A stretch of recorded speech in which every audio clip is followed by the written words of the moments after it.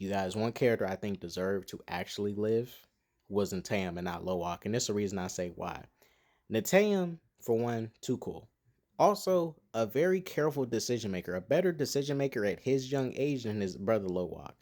And my issue with Lowak, right, is not that everything he does is on him. He's also a kid, so I'm being very understanding, but also I was a teenager once, and he's obviously a teenager. And even I knew at my age as a teenager that some people are going to want to follow me into stuff. And if I'm finna go do some dirt or do something reckless, and I know people are gonna follow behind me, whether it be my sister, brother, whatever, I don't care. I'm going to heavily advise against that decision because I might be bringing too many people into a situation that I cannot fully have the best control over, or manage well. Because if you go to Avatar Way of Water, guys, Lowak was making horrible ass decisions. And even Jake as a father was like, bruh, at this point, it's like, not only are you not listening to my decision as a father, like we are in a active battle and you are literally making decisions that can get other people killed.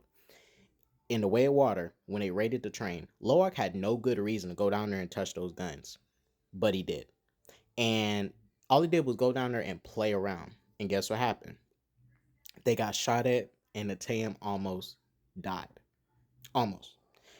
All Neteyam and Loak had to do was stay in the skies and scout, call out any bogeys, any incoming issues, and that ship that came and shot at them could have easily been called out if Neteyam and Loak remained up there.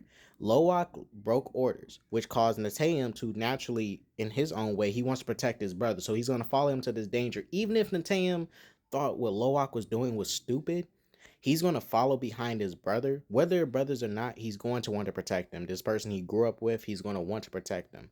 But Loak should have thought, really thought, like, bro, your brother's going to follow you down here and you're leading him into danger. You're not even thinking about that. The other scene when Loak and them went to the old battle site where Korch, and Jake fought. He's the reason Spider got captured. He's the reason his little sister and Kiri was in a hostage situation. He knows they're going to follow. Like, bruh, you are. He was.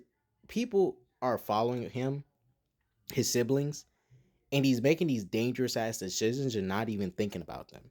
Now, I'm not saying I totally dislike Law's character. I very much see that even Jake sees that so much of Jake is in Loak and it kind of scares him.